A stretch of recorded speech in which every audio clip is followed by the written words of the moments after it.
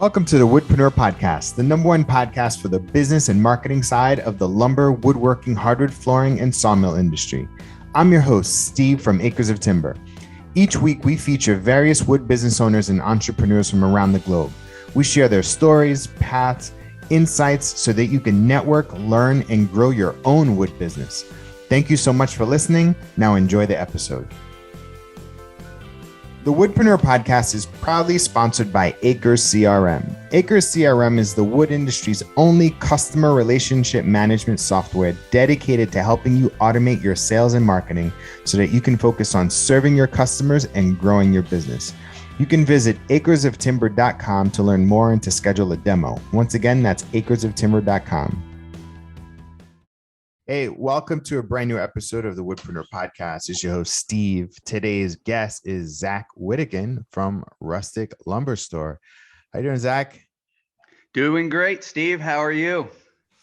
I'm well. Thanks for hopping on. So, I think you're the second person from Nebraska in 200 episodes. Isn't that crazy? So 200 plus episodes, you are only the second person from Nebraska that we've ever had. Awesome. Well, that makes me feel special. Yeah. So why don't you tell us about Rustic Lumber Store? What's the origin story? So Rustic Lumber Store, it would actually be just in April. We've been doing it for 3 years now, but we've been in the industry for many years before that. Our main business is Timber Ridge Log Homes. So we build log and timber frame homes, but we've owned a sawmill, Timber King sawmill, since 2010, I believe. Mm-hmm. And what we did with original intentions with our sawmill was for like the log side of the business, cutting up logs and timber beams for construction. And we always would get hardwood timber here and there and cut some slabs.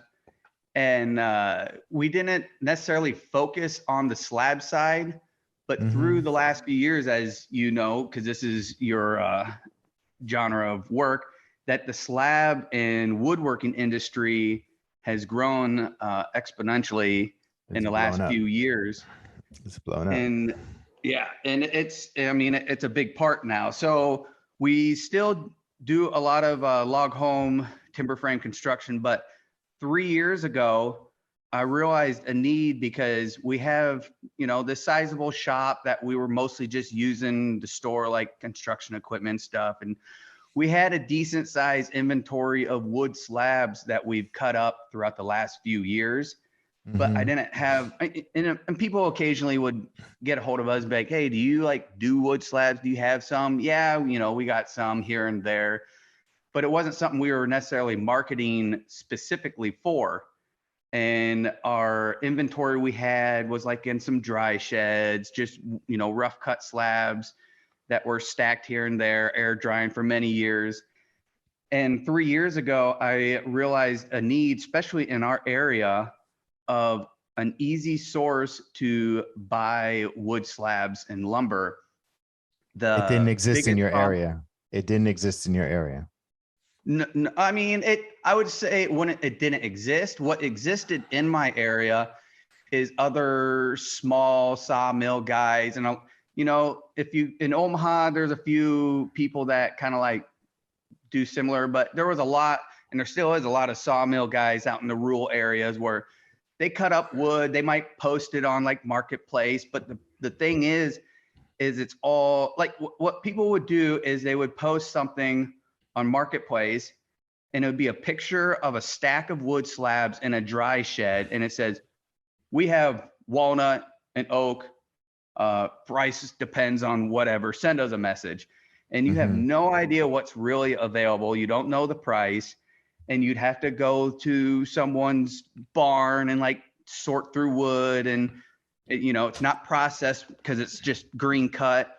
And so I saw a very important opportunity 3 years ago. We have our shop that we're just kind of wasting space for. It was unorganized with just construction equipment, random piles of wood. So our whole goal from the very get-go was what's going to set us apart from everyone else is I'm going to have wood slabs and products that are dry, surface planed. We take pictures of every single slab. We put it on an inventory on our website. We have them all neatly organized in racks.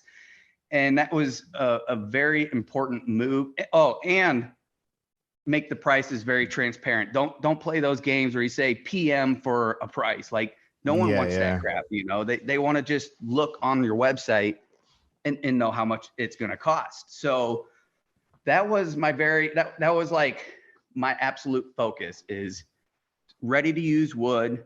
You know, it's inventoried on a website, easy to find. You're not going to go to someone's shop or their barn and just have like a stack of slabs that you don't even know if you're going to, you know, you drive out to someone's place that's an hour away or more and they don't even have what you want. So that's kind of where, you know, the whole Rustic lumber store side originated from, was just that was my whole thing from the very get-go.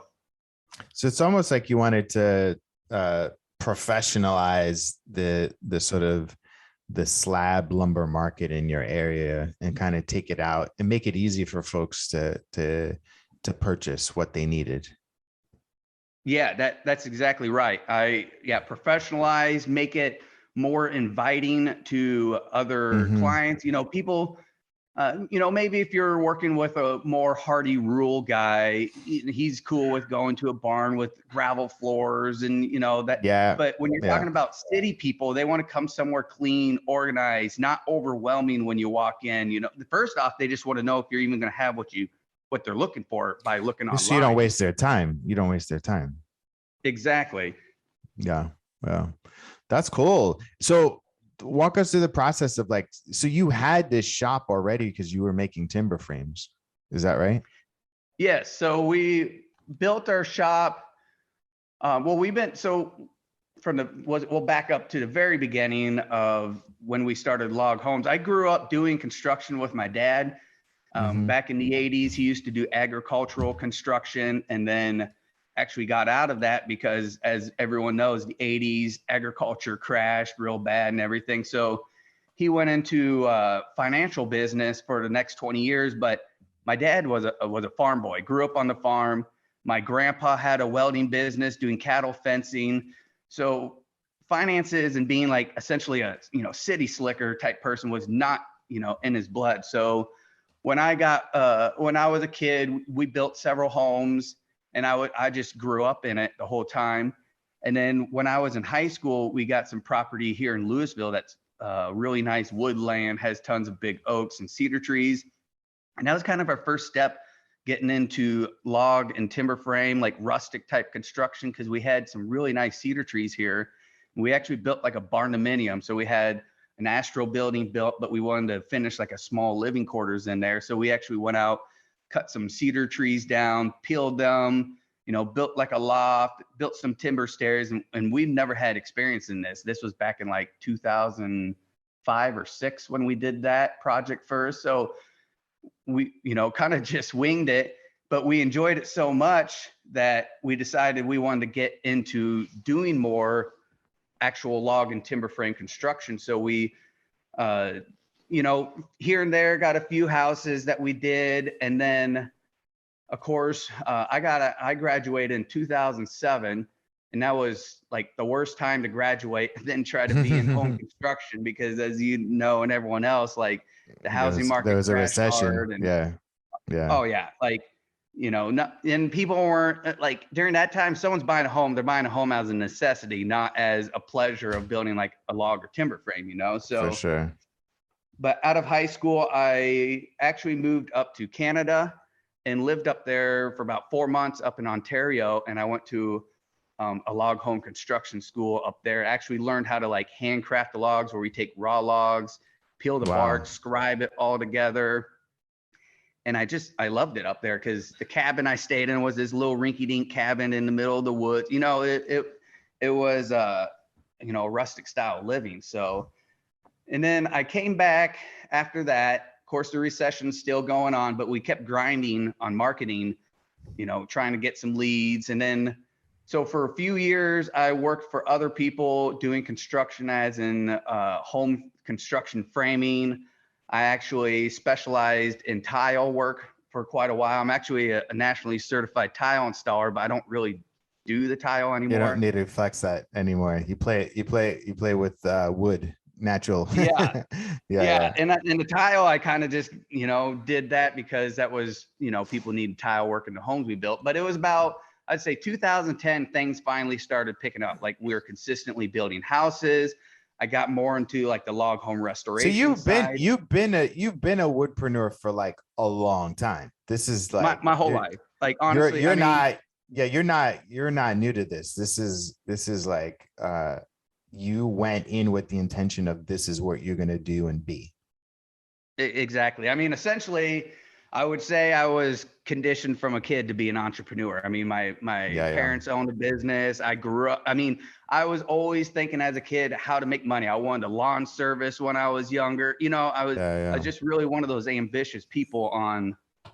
But What I is love it? the What woodwork. what was it about just kind of woodpreneurship or like just entrepreneurship in general that kind of really kind of drew you to it? 'Kay, I don't think we've ever because I've there's a lot of people that like, you know, we had somebody the other day, just they went out and they were an entrepreneur from the time they graduated from high school, didn't go to college, that kind of thing. Then you have a lot of people that go into work and then they want to do it.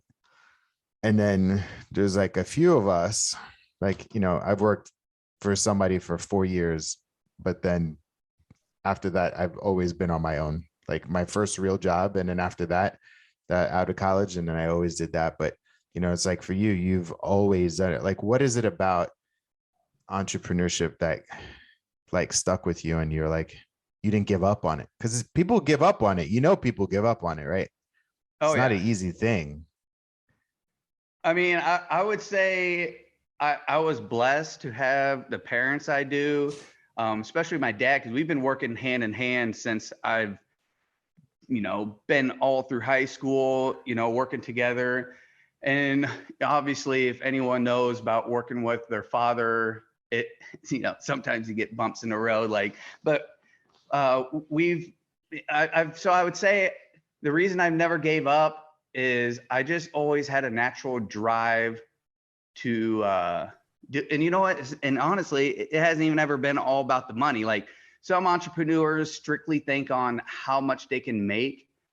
And like, obviously you have to make money because the doors don't stay open without making money. But I have like a weird addiction, I would say, on just like, I guess you'd say success or getting things done. Like I just really Yeah. enjoy that's my drive. Like when we would do a job, it wasn't like the dollar bills I know that's going to be at the end. It was just like the drive of being, and that's the thing too, like log home construction wasn't like regular houses. It was something to be more proud about when you're done, because it's just not nailing plywood on the wall and, doing a regular house. It It's a was, lot harder. It's like oh yeah, a lot harder, and it's super unique, but I just always had that drive for that. But of course, I always had great support working with my dad through all the years. And obviously, he's been a very business minded person. So I am very fortunate that I've essentially had him as a mentor my whole yeah. life.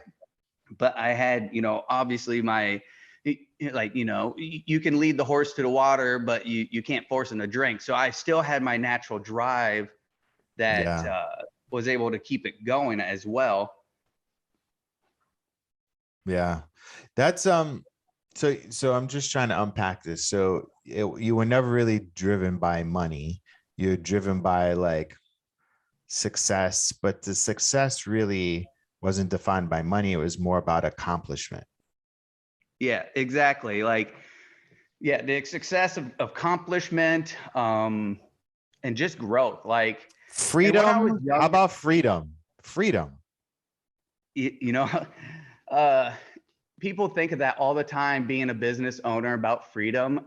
And, it depends how your business is structured, or what type of industry you are in, but as a lot of woodpreneurs, especially like sawmill guys and wood shop guys, you have freedom, but at the same time, you're so devoted to your business, you are losing freedom, I would say. I mean, that's the fact to it. Being a business owner, Yeah. you have freedom, but it's a different type of freedom, you know? It's a different type of freedom. Yeah, yeah. When I say freedom, I'm like, you control how much hard you work. Nobody else is telling Exactly. you. Like, you determine if you want to take the afternoon off, so you could take your kids to, soccer practice or whatever, right? Like Yep. it's not like it's not like you have to ask permission for, if you want to work on a project, nobody's dictating what project you work on. Yes, exactly. So, and that's the type of freedom you have. Zach, I'm As trying a to build business up the owner. Woodpreneur. Yeah, I try to never like discourage people on it, but at the same time, people that are getting into being an entrepreneur or self-employed person, people that never, I experienced it my whole life since I was a kid. I grew up in it, so I knew what it took and seen firsthand what it takes to be a self-driven person. But people that have grown up not necessarily seeing that, or they've worked most of their life, as an employee, essentially. I think some people think that, oh, you own your own business, you make so much money, you can do whatever you want, blah, blah, blah. But then when you actually own a small business, it's a lot more work. Like you said, a lot of people probably give up because it's not your 9 to 5 job, guaranteed pay. You got your benefits, and if you don't do it, you're not going to make it. That's the bottom line when you're a self-employed entrepreneur type person. I was talking to my wife yesterday about, like, with my first business, I was like grossly underpaid for many years. you know how Yeah. like, when you have your own business, like, you underpay yourself, right? Because you put everything back into the business. And even if the business needs something, you take something from your personal, you put it towards the business. It's like this little baby that you just kind of keep nurturing and nurturing and nurturing. And then, if you're lucky, one day it'll pay off, right? That's right. And that's the thing too. Like, I listen to, a lot of like entrepreneur type advice, or motivational advice, and it's kind of in the world like 50-50 split. You hear a lot of people say that you need to invest in your business first, but then, like, in the last couple of years, I've been hearing some very successful entrepreneurs saying you need to pay yourself first before you dump all your money in your business. So essentially, pay yourself and then use what you have for investment. But my problem is I often dump all the money into the business as investing before I pay I pay myself a flat salary every month, and I essentially pay myself enough that I'm going to get by. So, and talking about freedom. So one of the great things about owning your own business is you can get by with paying yourself less, because all of your expenses are going to, fuel and off. others. Yeah. You're using it as tax write-off. So you're using your business as, I guess you say, part of your lifestyle, but the thing is too, I kind of it is. don't even It's have true. a lifestyle. Yeah, because you put everything back into business. No, I get it. So we could totally nerd out on entrepreneurship for like the rest of the thing, but yeah, I want to talk about what were those first. So you've been the lumber store for 3 years. How'd you get the word out? How'd you, were you, if you're getting lumber, are you sourcing lumber from tree service companies? Like, just talk about your products and services that you're doing at the lumber store. So when I first started a lumber store, like I mentioned, we already had an inventory of wood slabs just piled up in a dry shed, but I wasn't selling. And we were getting, like, our dry shed was stuffed full. And that's also, I'm like, I got to sell this stuff. You can't sell it if you don't have the right foundation of marketing. That's between the name of the company, a place to sell it, and the way you're getting the word out. So first thing I knew is I needed to have a name that is, I guess you could kind of, I mean, it's not unique, but it's Rustic Lumber Store. What are you going to get at Rustic Lumber Store? Rustic wood products, Lumber. you know? Yeah, exactly. And the thing is too, I wanted to make it apparent that we're not a lumber yard selling 2x4s, you know, we are a rustic lumber store selling your uncommon wood slabs. So I came up with the name, and then all this dry wood that we had. And nowadays, as you know, I have a completely different type of surfacing machine. But back then I was literally router sledding all these slabs first. And that's messing up your lungs. Oh, that's a tough job, router sledding.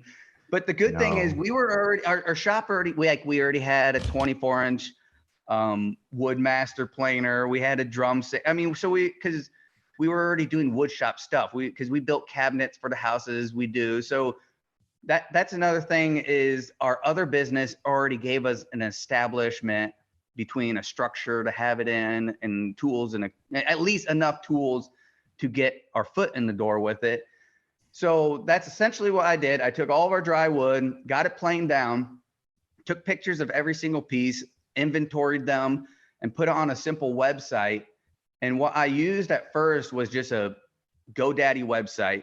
And it was kind of a pain in the butt because when I would upload, I would have to upload individual pictures because GoDaddy wasn't necessarily designed for like an inventory. Like now I'm using Shopify. So much easier because it's actually an inventory program. So I did that. And then essentially I just, as you know, the best way you can is leverage social media. And at first I was only strictly using Facebook because that's just on our log home side. That's what I used was Facebook. And so I set up a Facebook account and then eventually I moved to Instagram because I realized that's honestly a more powerful platform. For you got to have both, you know, but Instagram obviously seems more powerful. But once I went on social media, that I was posting, you know, videos because reels really weren't existent yet. So I was just posting videos and lives. And when I would get done with a wood slab, I would show it and say, hey, everyone, check out this nice walnut slab we just finished. I'm going to put on the website. The price for it is $485. And that was, I think, a big deal because like I mentioned before, too many people, it's effort though. It takes a lot more time, but too many people want to get lazy and just say, oh, send me a message for pricing. And people are like, I don't want to do that. You know, I just want to know. Hey, you don't want people to work. It's true. I mean, you don't want people, you want to make it easy for people to buy, basically. Yeah. But that effort, honestly, taking your time to do inventory, take pictures, put the price on it. It takes effort up front, but it really does save you time in the long run. Because before, when we kind of before I created the Rustic Lumber Store entity, and people would ask us occasionally here and there, because we would build tables and whatnot when, you know, people specifically ask.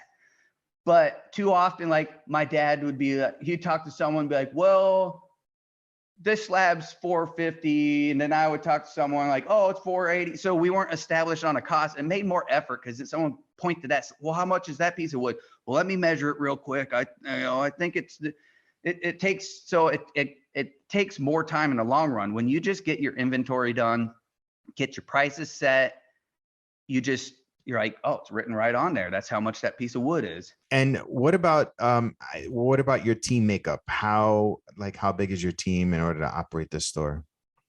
Okay, so our main guy,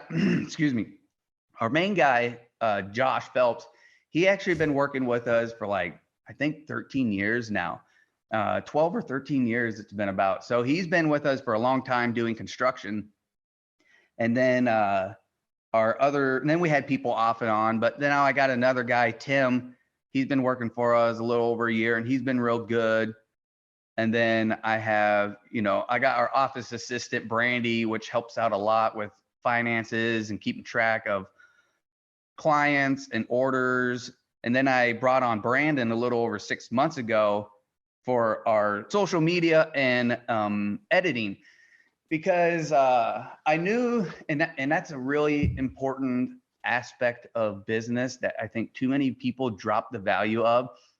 Because even when I talked about it with my dad last year, I'm like, look, I'm doing good on social media. Like I'm putting my face out there all the time with doing stories, and I'm doing good. But the problem is, to make it the next step, it's a lot of work to actually do it yourself, where you're recording, editing, and doing that stuff. So I knew what I needed to do was bring on someone that knows how to do good videography, good editing. You want a charismatic person too that does that, because they're going to naturally, you don't want someone that is quiet and, not a people person. You need a people person to help you with media stuff, because that's just, that's what media is all about. And so my whole idea from the very get-go is like, I need someone that can help me record as a third person, and essentially, so it's kind of the same topic. When people buy stuff from you, rarely are customers buying your product. They're buying you. If they know you, if people feel attached to you, if they like you before they even met you, they're just going to come to you because like, oh dude, I watch your videos, all the time. Cool It's the know, like, and trust factor. Exactly. Yeah. So so that's a very important part that too many people drop the ball on. Like, and I know a lot of people are like, well, I don't like talking in front of a camera. I don't like seeing myself. I don't like hearing myself. And I was the exact same way. I'm naturally an introverted person. Like, I'm not going to go to the bar and like just chit chat with all sorts of strangers. Like I'm an introverted person, but when we get to talking about stuff like this, I can be more of an extrovert. It's what I thrive and enjoy to do. Mm-hmm. And so I think I already I think I already got off topic. What were we just, how did I get to that point? I don't even remember. Your team. So you said you got a couple sort of in-store people. You got your social media person. You got like a receptionist. Yes. That's great. And so, and everyone, like our main guy, Josh, he's been here from the beginning. And what's really, he's really important on the whole business as a whole, because he grew up in construction. His dad owned a construction company up in Wisconsin, and he grew up essentially he grew up as a woodpreneur as well.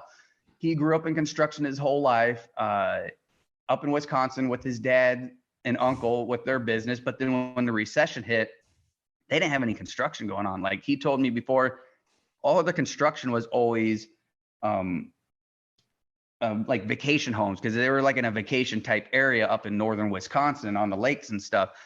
So his wife is from Omaha. They ended up moving down here, and actually that we just happened to meet up. That was back when Craigslist was being used, and got to know each other through a Craigslist ad. And he's been here the whole time, but he really excels good in like, general construction. But what he thrives in is like cabinetry and fine work. Like when we build tables and do our wood bases, I like the fine woodworking stuff. Honestly, I don't even do a lot of that. I tell Josh, I'm like, hey, we're going to build this wood base for a table this way. And I just let him do it. And he enjoys doing that. And that was kind of another thing too. So this rustic lumber store side was, I guess you could kind of say, like an end game situation. Like, Josh, he's, I think 38 now. He knows his whole life he doesn't want to be on a roof building, houses. I don't want to be on a roof my whole life neither. And so when I started this as well, I told him, I said, hey, my goal is, because I didn't want Josh to think that like, man, am I going to like think my whole life that I'm going to have to like be on a roof, because no one wants to do that when they get older. So I told him from when we started this 3 years ago, I'm like, hey, my eventual long-term goal is that this rustic lumber store thing really takes off, and that we're doing more shop work, more enjoyable crafting type stuff. And it's really has taken off. What I would like to do is in the construction side, focused on just the log and timber frame work. Unfortunately, right now we do general contracting because someone wants someone to take care of the whole project.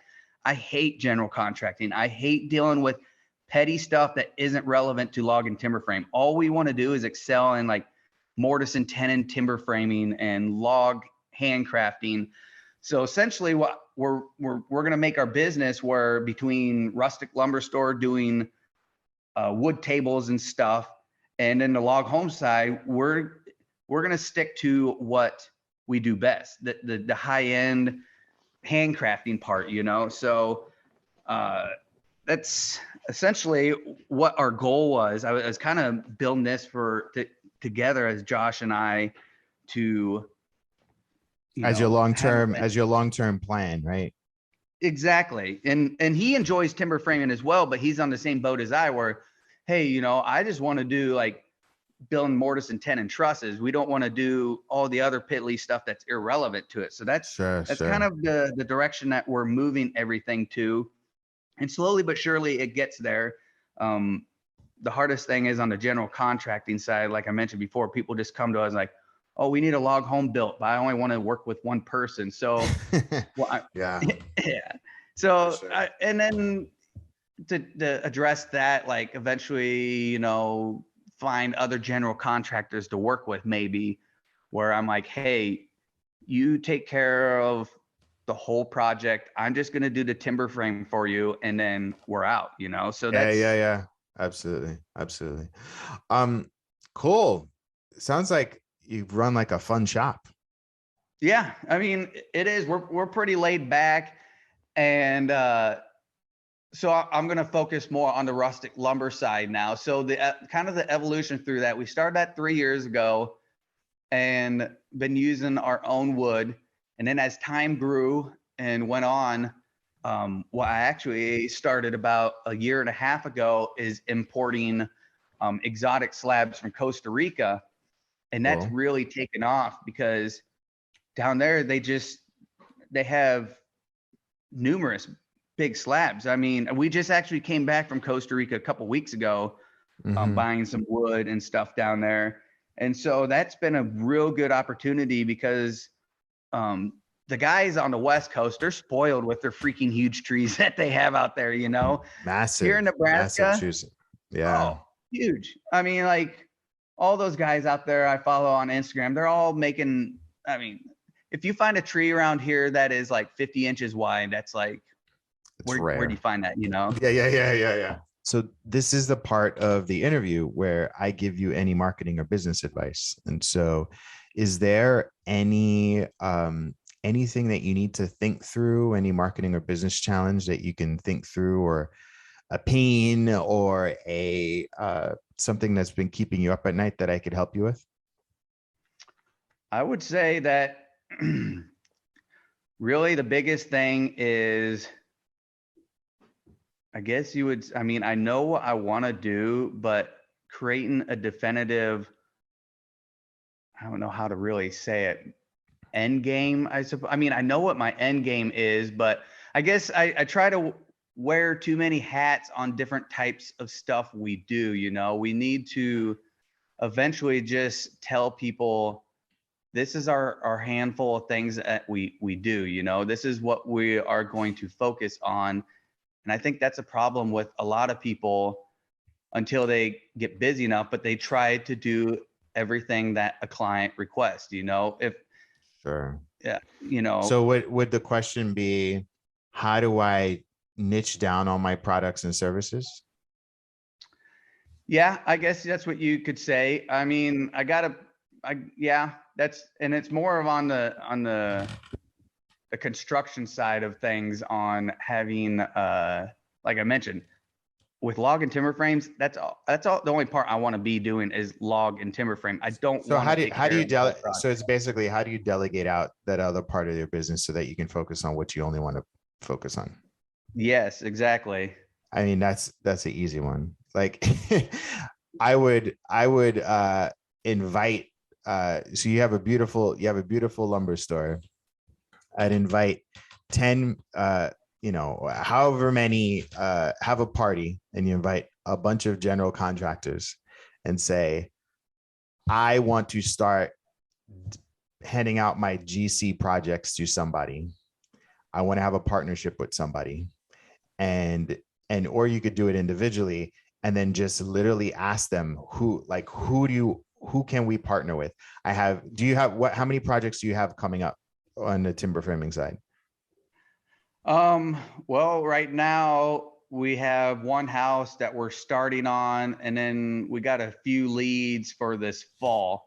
So, I mean, normally we do like 2 houses a year is what we focus on. Sure. But it's a lot. It's a cumbersome project, right? Definitely. Yeah. If I didn't have to do the whole project, I could do many more houses if we were just focusing on the timber frame part. So form a partnership with the GC.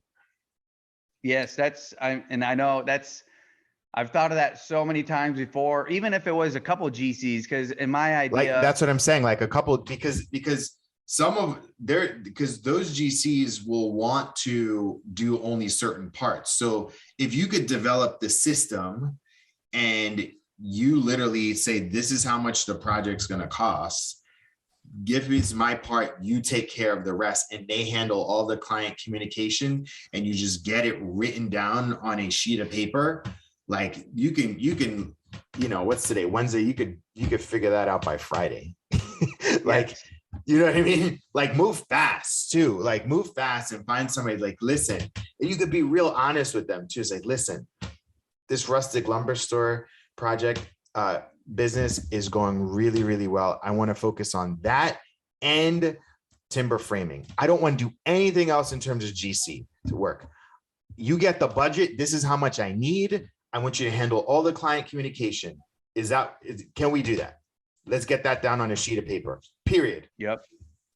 And you know what's funny about that? Because it's one of those things I knew that, and I just but Brandon and I, we're just talking about that last week. We're like, you know what? We really just need to start marketing to other general contractors. And plus it opens the window for them, because most general contractors never been in the log and timber frame work. They would have no idea. So we're kind of opening up a sector of business a whole other thing, because then they can upsell more timber framing projects to you. Yep. And so that's definitely, I know that's where I need to go. And that's really my future is. So give me the first names of 3 GCs, the first names that I know. Yeah.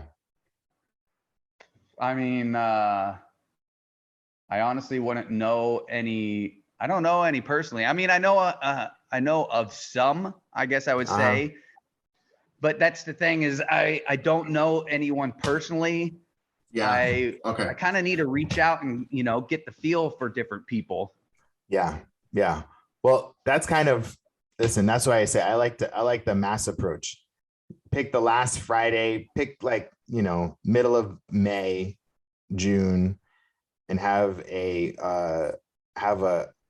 beer party at your Rustic lumber store and invite a bunch of GCs and just say, hey, I want to only focus on timber framing stuff. I know most of you all, I have projects that I'd like to start referring people to do GC work. And I know you would probably don't want to do timber framing. I want to do timber framing on your upcoming projects. So let's form a partnership and have it be transparent. This is what I can offer. This is what I want from people. And that's it. You know what I mean? Oh, definitely. Yep. No, that's for sure. And then, something else. So I'll be honest. I never listened to podcasts ever. Like I've never been a podcast guy. And, I actually just started following you in the last couple of months. And because this is kind of going on to a different topic, but kind of reassuring other people what you're preaching is right. I I never listen to podcasts. Yesterday, though, because after you contact me, I'm like, oh, I better start listening to his content so I know the structure of this podcast. So all day yesterday, I listened to it, went through probably, over 10 episodes. I listened one after another. And what's really interesting is what you preach to people is what really needs to be done. So essentially, everything I'm doing is exactly what you're telling people to do. You got to leverage. I was about to say that you totally are doing exactly. So for the audience, go to rusticlumberstore.com, follow them on Instagram. They are re-listen to this episode multiple times. Zach and his team were doing exactly. They are building a brand. Zach has the right mindset, which is why I spent a lot of time talking about the entrepreneur mindset, the Woodpreneur mindset. You are building a brand, you build a community around your brand, and you have the sales system, right? And even still, so you have one niche product, which is your store, and then you also have your timber framing. And I always recommend people do 1 to 2 things, no more than that. And so no, that's great, and I'm glad to have you on the podcast. Dude, so what's the last bit of parting advice for the Woodpreneur community? I would say my advice is literally what we just said. Do what you're already preaching. You have to leverage social media, and don't be a nervous Nancy about showing yourself. You have to get used to listening to your voice. You have to get used to seeing yourself. And it does take time. If you're not natural at it, it takes time. And I used to be that same way, but now I do stories all the time, every day. And I actually rewatch them so I can kind of study myself. Learn how to talk is important too when you're doing that stuff on the go. Too often people, when they talk in front of customers or on social media, they get nervous and they do a lot of stammering, but that comes with time. As you get more comfortable with yourself, you can talk easier. So leverage social media. Do not undervalue social media and marketing. Like I said, I brought Brandon on a little over 6 months ago as a full-time person, literally just recording us and creating videos. Now, not every small business guy can afford that, but don't devalue it. Maybe you can find someone as a freelancer.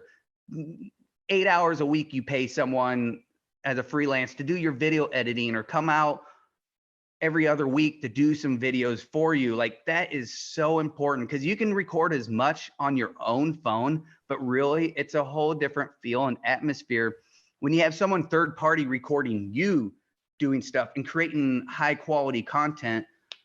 With creating YouTube video. I brought Brandon along when we went to Costa Rica to record our whole entire trip, and now he's making a 4-part series on YouTube. I couldn't have done that myself. There would have been no way, and it's not the same effect as when you have someone else following you. How awesome is that? How awesome is that for you? How awesome is that for Brandon? That's amazing. That's and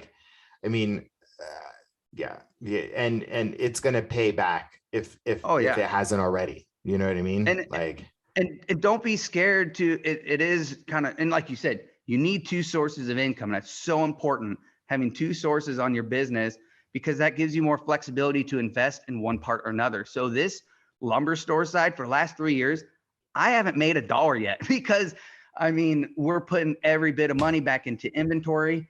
I bought our iDry vacuum kiln last year, right before they did the price increase, but hell, that was still $80,000. I had to put a loan on. We bought our joint of wood surfacing machine. We remodeled our shop 5 times, trying to reorganize. And so, but sometimes that can be hard for people because they don't have the flexibility of income. So having a source, a second source to help build up your main thing, and don't be afraid to leverage, your finances. Leverage with the good thing is we did it at the right time before interest rates are all, because we leveraged financing a lot in the last 2 years. Now it's going to be kind of tougher for people, but for sure, leverage finances. It's an investment. So an $80,000-$90,000 kiln sounds expensive, but you know what? That makes you that much more on top of your competition. Zach, thank you so much for this amazing interview. I really enjoyed talking to you, and I'm so glad that we are able to get your story out to the Woodpreneur community. Yeah, I had a great time. I really appreciate you reaching out to me to do this. And like you mentioned, I could literally go on for the next 8 hours about this, but there's only so much time. But I think we hit a lot of important parts for people. And like I said, I just started binging your podcast yesterday, and I really love it. Like, I'll keep listening to it because the stuff, and it's fun to listen to other woodpreneurs. It's totally as well, you know? For sure. Dude, thank you so much. I'll talk to you soon. All right. Yeah, thank you. Have a good day. Thanks so much for listening to the Woodpreneur Podcast, the #1 podcast for the business and marketing side of the lumber, woodworking, hardwood flooring, and sawmill industry. If you like what you heard, please give us a 5-star rating and review. You can also tap into our community by visiting woodpreneurlife.com. Once again, that's woodpreneurlife.com.